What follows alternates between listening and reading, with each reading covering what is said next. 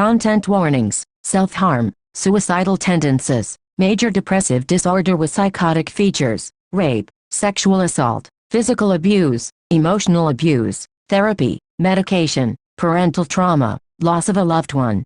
Dear reader, I have many psychiatric disorders. It was hard to pick one or even a few to focus on in this letter because my many mental health struggles have characterized my life. This will all sound bleak at first, but please read until the end. When I was younger, I remember always being sad. I feel as if I was born sad. I grew up in an abusive and neglectful household. I always felt disconnected from my parents. Their actions angered me from a young age. I can't recall them ever hugging me or me ever wanting to be hugged by them. While I was sad for a long time, things plummeted when I turned 13. During the time, I was physically and verbally bullied.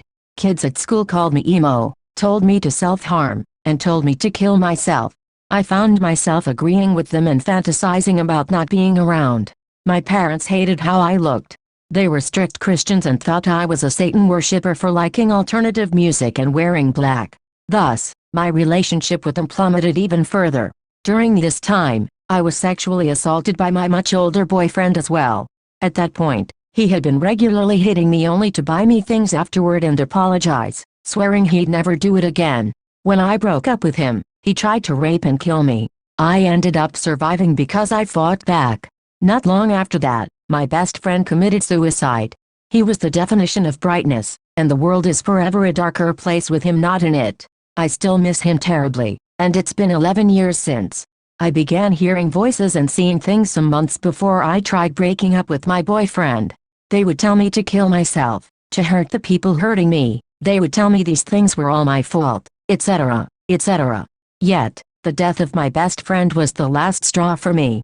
With the encouragement of the voices and what I saw, I attempted suicide. But it failed. I was committed to a psychiatric hospital after that. This saved me. I would be dead if I did not get that help. The following years entailed me getting therapist after therapist and trying medication after medication. No medication stopped the voices of me seeing things, nor stopped the crippling depression I felt every day, yet therapy revolutionized my life. Therapy gave me the tools to learn to live with my trauma, my depression, and what I heard and saw. Although it was not easy, over the years, I have gotten into 2 more abusive relationships, developed more psychiatric disorders, became estranged from my parents, and had many more bad days. It took professionals a very long time to diagnose me properly. I eventually received a proper diagnosis when I turned 18. I was diagnosed with major depressive disorder with psychotic features. I recently turned 24.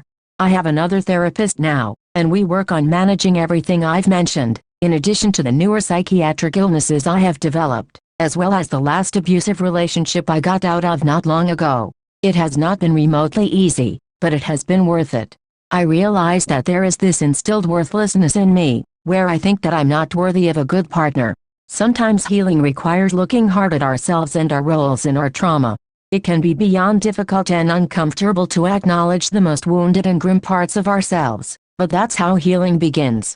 I always thought I would commit suicide before the age of 18, but I have accomplished more than I could ever dream of. I'm now pursuing a bachelor's degree in psychology, which I have such a passion for. Psychology comes rather naturally to me, and I'm on the dean's list. I work extremely hard in everything I do. I volunteer for different causes as well. Helping people is something that brings me such happiness. I am fortunate enough to have great people in my circle. I have my sister, my beloved friends, other family members, and even my parents, who have since apologized and have been supportive of me.